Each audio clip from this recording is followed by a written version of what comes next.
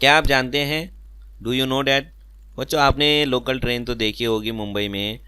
आइए इसके ताल्लुक से चंद मालूमात इस वीडियो में हम जानते हैं। आपने इस तरह जब किसी ट्रेन के ऊपर WR लिखा हुआ देखा है तो इसका मतलब क्या होता है?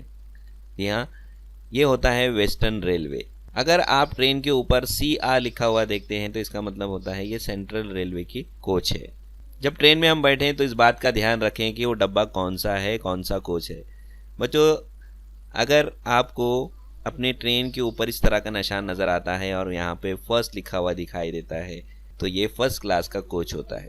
उसी तरह जो लेडीज़ डब्बे होते हैं उसके ऊपर भी आपको इस तरह की ग्रीन लाइन नज़र आती हैं और वहाँ पर एक तस्वीर लेडीज़ की, औरत की तस्वीर भी बनी होती है। ये होते हैं लेडीज़ कोच। और जब आप ट्रेन में सवार हों तो इस बात का ध्यान रखें कि आप जिस कोच में बैठ रहे हों वो कोच किसी के लिए रिज़र्व ना हो। जिस तरह के लोकल में रिज़र्व हैंडीकैप और कैंसर पेशेंट के लिए कुछ कोच रिज़र्व होते हैं और सामान के लिए भी एक अलग से कोच होता है। तो आप जब भी लोकल में ट्रैवल करेंगे तो इन तमाम बातों का ध्यान ज़रूर रखिए।